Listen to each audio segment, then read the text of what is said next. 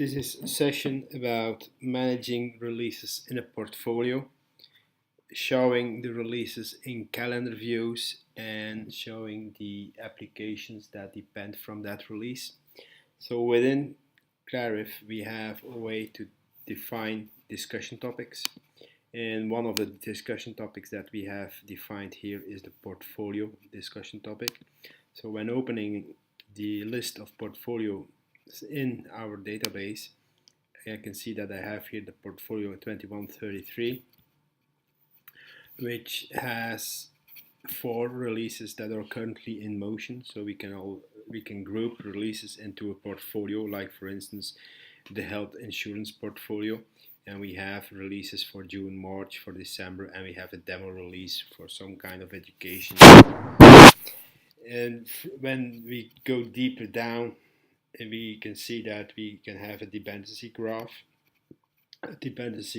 that will show us immediately that the releases that are related, but it will show us also what applications will be having changes that will come with that release to the production environment.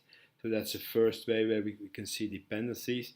We can go further down and see a dashboard for that particular portfolio that is added to the topic view, and in that dashboard we can see all the uncompleted work by type. So we have change sets, that's the relationship with the development, test cases, the relationship with the testers, change request, relationships with our incident problem management system, and we have individual tasks that should be performed before we can say that the work is complete and that this portfolio or these releases in the portfolio can be brought to production. We have the work burn down with the real and the expected, so we can see here that we have like 11 of these tasks that don't have a due date.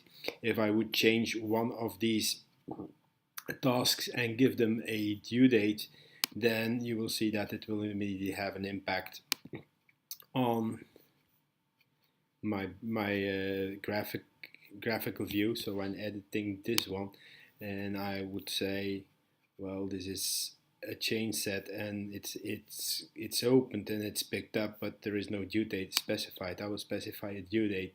Say, well, the due date is next week somewhere, and by saving this and going back to my portfolio view, I will see immediately that I have now an expected 10 items that are currently not having a due date. So you see that somewhere we will come to an endpoint of 0 if we set all the due dates and we have the really closing the topics.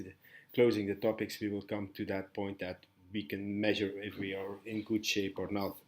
Another view that we have available is we can see how many demands we have currently open. We have change requests and we have requirements that are currently open, how many development activity there is and how many QA activity there is, with the ready for QA, the in progress and the in review statuses that we have for the particular topics. We can also have a look at all the change sets that are currently in motion and the status they have. We can even see the jobs that have been running, the deployment jobs, if they finished well, if they were rejected, we can see them by environment, how things have gone. And we have at the bottom, we have the environment planning, where we can see for that particular portfolio where our releases are, where they will be, and we can see that here currently it's shown on a monthly view. We can change that and say we would like to see this on a weekly view. And by saving this, I will get now a weekly view of my development, test, pre-production and production environment and see what release is currently in motion and what release is currently going to be there for what week. So going back to my monthly view, so I can see all my releases that are currently in motion, and saving this again, I can see now that this is my development environment. These are the months that I will have which release in there. In the test environment, I have even 2 releases in the same month that will be sharing the test environment, pre-production environment the same. This one is probably still in environment planning, so it doesn't have a pre-production date set yet.